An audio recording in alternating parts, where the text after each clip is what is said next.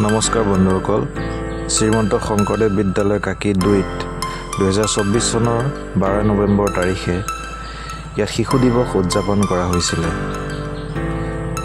বিভিন্ন প্ৰতিযোগিতা যেনে চিত্ৰাংকন, কবিতা আবৃত্তি, বক্তৃতা, কুইজ প্ৰতিযোগিতা, গীত পৰিৱেশন ইত্যাদি বিভিন্ন ধৰণৰ অনুষ্ঠানেৰে এটি উলহ মালহৰ পৰিৱেশেৰে এটি অনুষ্ঠান উদযাপন কৰা হৈছিলে।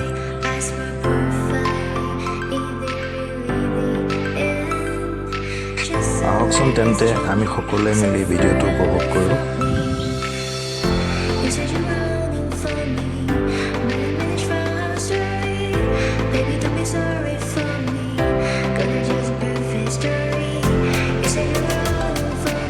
এই অনুষ্ঠানত বাতৰি সংগ্ৰহ কৰিবৰ বাবে Assam north east news live চেনেলটো আহিছিল।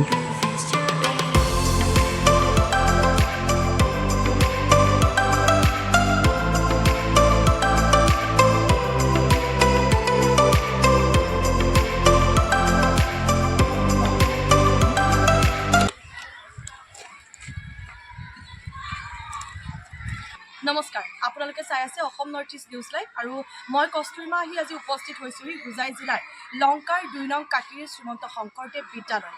শ্ৰীমন্ত শংকৰদেৱ বিদ্যালয়ত আজি এক উখল মাখল পৰিৱেশে বিৰাজ কৰিছে, যিহেতু আজি 14 নৱেম্বৰে হৈছে শিশু দিৱস।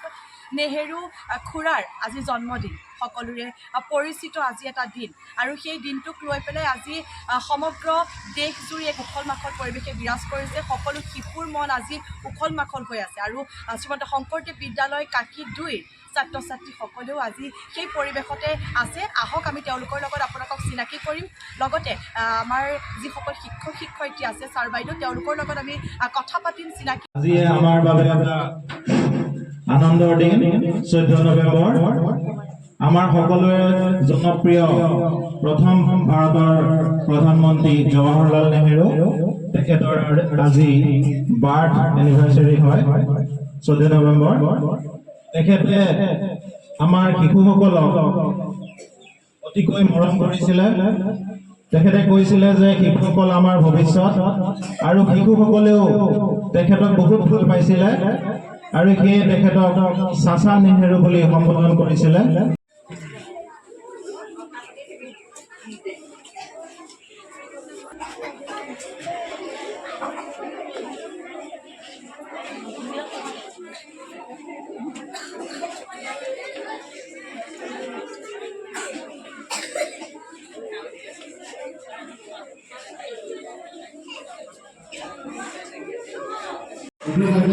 আমি আহি শ্ৰীমন্ত শংকৰদেৱ বিদ্যালয় কাকি 2 ভিতৰত আহি উপস্থিত হৈছোঁ। বিদ্যালয়খনৰ ভিতৰত বৰ্তমান কি পৰিস্থিতি হৈ আছে, কণ কণ শিশুসকলৰ মাজত চিত্ৰাংকন প্ৰতিযোগিতা অনুষ্ঠিত হৈছে। গতিকে আহক তেওঁলোকৰ মনৰ বাবে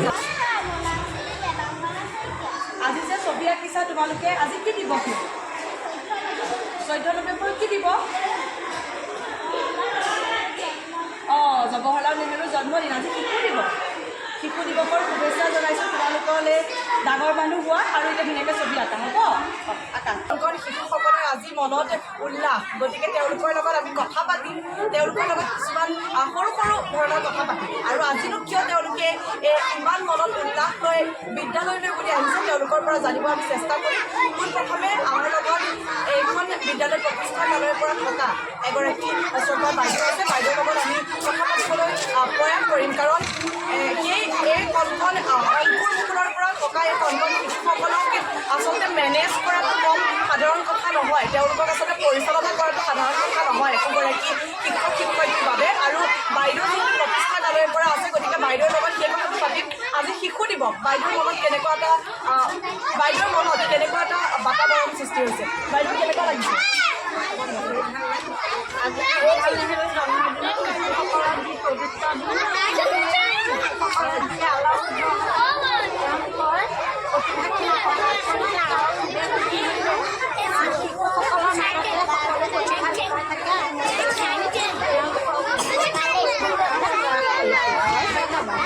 ধন্যবাদ জনাইছোঁ বাইদেউলৈ। আৰু কণ কণ শিশু আছে, আমি তেওঁলোকৰ লগত কথা পাতিবলৈ কিছু চেষ্টা কৰিম। কেনেকুৱা লাগিছে আজি? ভাল লাগিছে। আজি স্কুললৈ কিয় আহিছা? আজি বিদ্যালয়লৈ আহিছা, তোমালোকক যে এনেকৈ বহাই থৈছে, কেনেকৈ বহি আছা? আজিতো কি হয়? শিশু দিৱস শিশু দিৱস তুমি কি ৰং ভাল পোৱা কি ৰং ভাল পোৱা তুমি গ্ৰীণ কালাৰ গ্ৰীণ কালাৰ ভাল পায় আৰু তুমি কি ৰং ভাল পোৱা পিংক কালাৰ আচলতে শিশু বুলি এয়া অকণমানি শিশু এটাই পলিথিন এটা চেলেকি আছে শিশু আৰু শিশুৱে আৰু সৰু সৰু কিছুমান কথা আমি পাতিবলৈ চেষ্টা কৰিম কিছু আমি বিশ্বাস আপোনালোকক দেখুৱাবলৈ আমি চেষ্টা কৰিম আজি কেনেকুৱা লাগিছে স্কুললৈ আহি লাজ কৰিছা আজি কেনেকুৱা লাগিছে আচলতে লাজ কৰিছে যিহেতু সন্মুখত কেমেৰা আছে মোৰ হাতত আছে মাইক্ৰফোন গতিকে তেওঁলোকে লাজ কৰিছে আচলতে ভয়ো কৰিব পাৰে গতিকে আজি কেনেকুৱা লাগিছে বিদ্যালয়ত ভাল লাগিছে তোমাৰ প্ৰিয় ৰং কি ৰঙা ৰঙা ৰংটো ভাল পোৱা কবিতা এটা কোনে গাই শুনাবা ৰ'বা প্ৰথমতে হাত দাঙিছে সেইফালে কবিতা এটা গাই শুনোৱা সেইফালে চোৱা উঠি পেলাই গাই শুনোৱা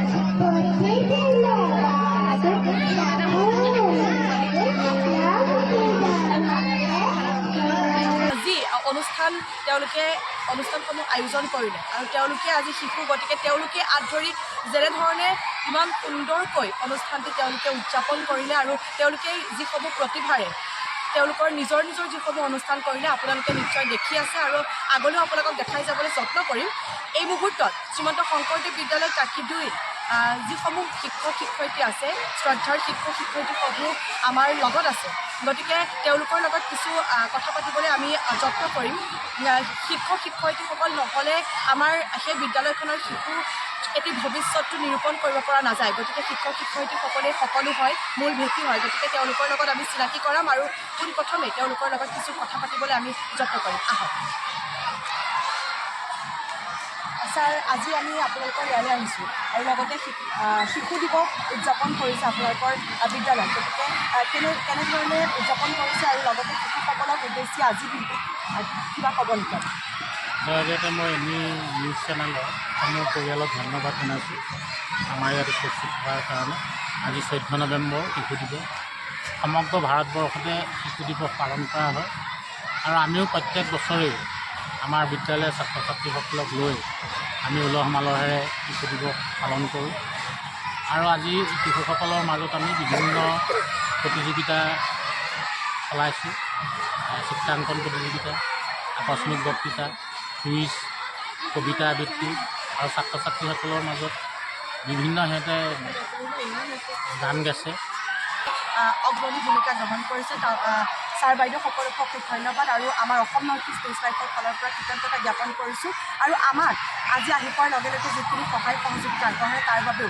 পুনৰবাৰ অশেষ ধন্যবাদ জ্ঞাপন কৰিছোঁ লগতে আমি যিহেতু বাইদেউসকলে অহাৰ পৰাই লক্ষ্য কৰি আছোঁ শিশুসকলৰ লগত নিজৰ ল'ৰা ছোৱালীৰ দৰে লাগি আছে গতিকে সেই অংকুৰ মুকুলৰ ছাত্ৰ ছাত্ৰীসকলক মেনেজ কৰাটো পৰিচালনা কৰাটো আচলতে ইমান সহজ কাম নহয় আচলতে যেনেধৰণে অনুষ্ঠানসমূহ চলি আছে গোটেই অনুষ্ঠানসমূহতে আপোনালোকে ইমান সুন্দৰকৈ পৰিচালনা কৰি আছে কিমান কণ কণ শিশুসমূহ ইয়ালৈ আহিছে শিশুসকলক আপোনালোকে ইমান সুন্দৰকৈ কবিতা শিকাইছে গীত শিকাইছে লগতে তেওঁলোকে বিভিন্ন ধৰণৰ প্ৰতিযোগিতাত অংশগ্ৰহণ কৰিছে সেই ক্ষেত্ৰত আপুনি কি ক'ব ধন্যবাদ প্ৰথমে সকলোকে এই শিশু দিৱসৰ শুভেচ্ছা মই জ্ঞাপন কৰিছোঁ সঁচাই খুব ভাল লাগে আমি যিহেতু কণ কণ শিশুসকলৰ লগতে জড়িত থাকোঁ আমাৰ ওপৰতেই তেওঁলোকৰ ভৱিষ্যত নিৰ্ভৰ কৰে আমি আজিয়ে নহয় মানে প্ৰত্যেক দিনাই যাতে আজিৰ দৰে শিশুসকলৰ লগত প্ৰতিভা বিকাশ কৰি আমি যেন তেনেকৈ উন্নতিৰ দিশত আগবঢ়াই নিব পাৰোঁ এই মোৰ মানে আপোনালোকক আমি পোনপটীয়াভাৱে সমূহ কাৰ্যসূচী দেখাবলৈ যত্ন কৰিম আপোনালোকে খেলনাতে কবি পাৰ্বতী প্ৰসাদ বৰুৱা অকলে আপুনি মনে কুমলীয়া ফুটিবাৰ ফেনাচোপা ধূলি মাটিলৈ বজৌগুটিৰ তলত তুমি উজুতি মাৰিলা খেলনাৰ কল উচুকি উচুকি কিমান এতিয়া কি সতেজ স্পৰ্শ কৰিম মোৰ বুকুৰ ভিতৰত আছে গোটা চকুলোৰ মায়া নিজৰ সপালে বিচাৰি ছোৱালীদিনা চকুলোৰ নিজৰা বৈ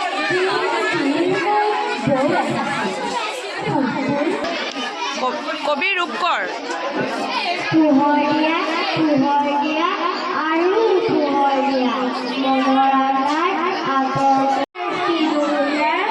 দুখ চোকালিতে কবি পাৰ্বতী প্ৰসাদ বৰুৱা দুখ